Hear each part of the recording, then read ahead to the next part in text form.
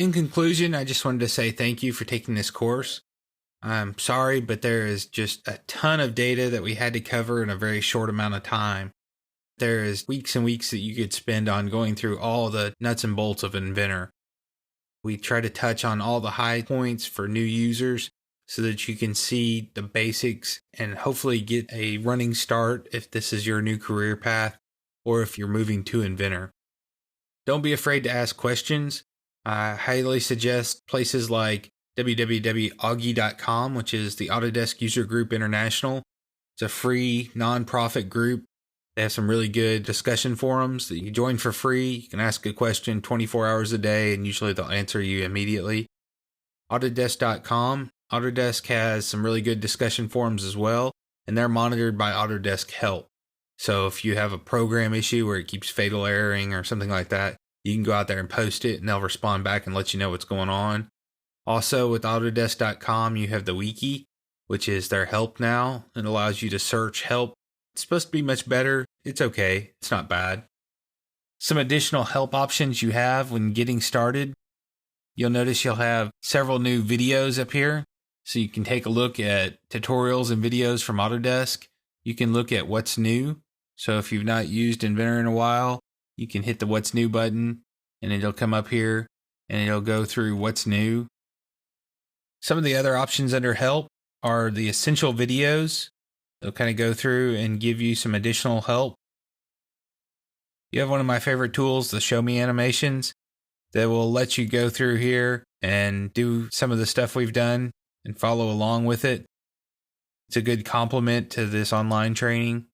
It gives you some very specific topics to talk about and gives you a very good way to follow along and watch what somebody's doing in addition to the help that you've just been through. If you come up to the help at the top, we have the Communication Center, and this will let you log into the Autodesk servers and it'll communicate with you if your product's up to date. If you're a subscription member, it'll tell you subscription updates as well.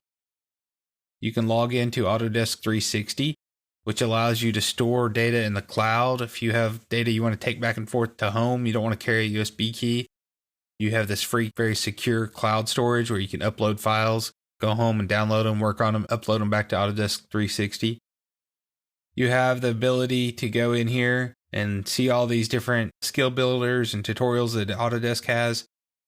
Autodesk actually has direct links to Wiki, to the Mosaic community, which is kind of their manufacturing community. You see the Augie link that I was telling you about earlier. They have some really good Autodesk Inventor blogs for additional help and labs. If you're into getting into the cutting edge stuff, you can go out to the Autodesk labs and see some of the stuff that they have coming out in the future. And it's a really good way to go out there and look at it. So know that there's some additional help out there for you in addition to this lesson plan. Take a look around. Feel free to email me if you have any questions. I'm always available to answer any questions and hopefully help you out and get you along the way and start using Inventor on a day-to-day basis. I do appreciate you taking the time to go through this course, and hopefully you've enjoyed it.